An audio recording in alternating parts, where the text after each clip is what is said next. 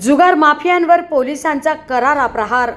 SP Sudarshan अवैध धंदे करणाऱ्यांवर ठरणार साडेसाती.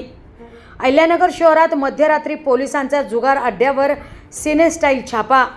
अहिल्यानगर शहरात कायदा आणि सुव्यवस्था राखण्यासाठी पोलिसांनी पुन्हा एकदा धडाकेबाज कारवाई करत मोठा जुगार अड्डा उद्ध्वस्त केलाय.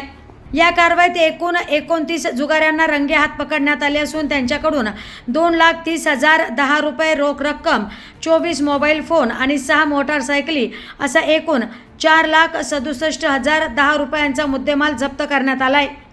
अहिल्यानगर शहरात नव्याने रुजू झालेले जिल्हा पोलीस अधीक्षक मुमुक्का सुदर्शन यांच्या आदेशानंतर आता अवैध धंदेवाल्यांची अक्षरशः धावपळ उडाल्याचे चित्र दिसते.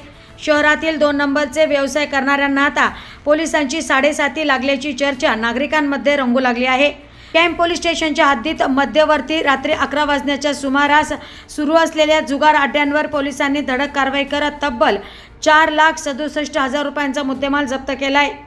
दरम्यान कॅम्प पोलीस स्टेशनचे प्रभारी अधिकारी तथा सहाय्यक पोलीस निरीक्षक जगदीश मुलगीर यांच्या नेतृत्वाखाली police head constable Shinde, Pawar, Lahare, Nandkumar Pathare, Ravindra Takle, Pramod Lahare तसेच कोतवाली पोलीस ठाण्याच्या कर्मचाऱ्यांनी ही धडक कारवाई केली.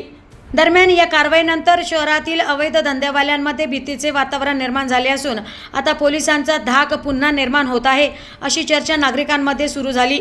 तर संबंधित आरोपींविरोधात महाराष्ट्र जुगार अधिनियमन कलम 12A अंतर्गत गुन्हा दाखल करण्यात आला असून पुढील तपास पोलीस हवालदार भानुदास सोनावणे करत आहेत. अहिल्यानगरमध्ये पोलिसांची ही धडक मोहीम यापुढेही सुरूच राहणार असल्याचे संकेत मिळत असून अवैध व्यवसाय करणाऱ्यांचे धाबे आता दणाणले आहेत. सदरची ही संपूर्ण कारवाई पोलीस अधीक्षक मुमुक्का सुदर्शन, अपर पोलीस अधीक्षक वैभव कलबुर्मे आणि उपविभागीय पोलीस अधिकारी डॉक्टर दिलीप टिपरसे यांच्या मार्गदर्शनाखाली पार पडली. प्रतिनिधी राणी कासलीवाल, डिजिटल अहिल्यानगर.